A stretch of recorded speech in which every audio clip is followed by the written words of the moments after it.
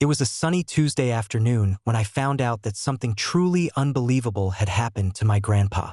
My grandpa, a proud Green Beret veteran, has always been the cornerstone of our family.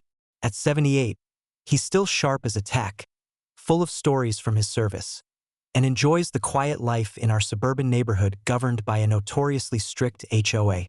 But today, the HOA's overreach hit a new low, and it involved his mail.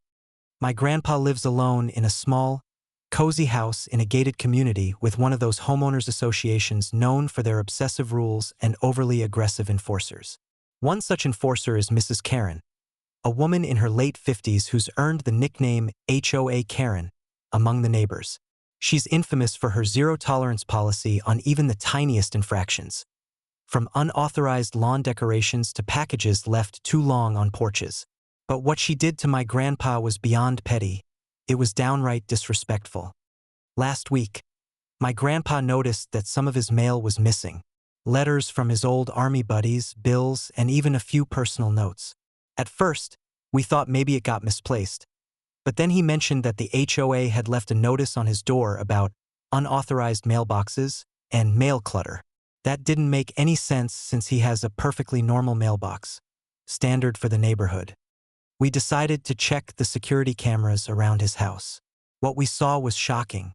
Karen, the HOA enforcer, was opening his mailbox, rifling through his mail, and throwing some of it into a trash bin. Not just junk mail, but official-looking envelopes, letters, and even a package from the VA. When confronted, Karen claimed she was cleaning up the area because the mail was supposedly cluttering the front of the house, which was a violation of HOA rules. My grandpa, who has always been calm and patient, decided to confront Karen directly. He walked over to her house with his walker, his military medals shining quietly on his chest. When he asked her to return his mail, she became defensive and told him he was disrupting the community order.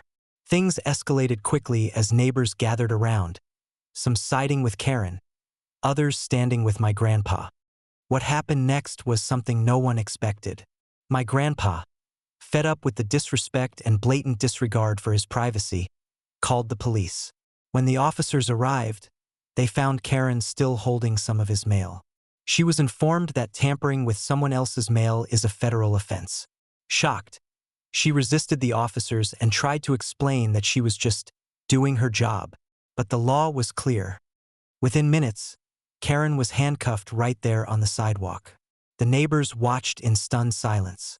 For a moment, the quiet suburban street felt like a battlefield. The police assured my grandpa that his mail would be safe from now on, and that the HOA had no authority to interfere with personal mail. They also reminded everyone that respect and boundaries must be maintained, especially when dealing with veterans who sacrificed so much for this country.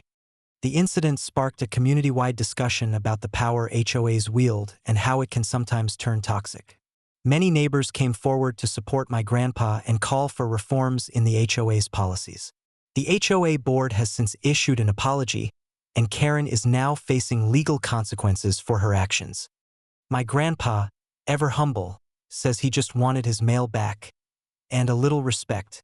But what started as a small act of defiance against an overzealous HOA enforcer became a powerful reminder that even in the quietest neighborhoods, justice and dignity must always come first.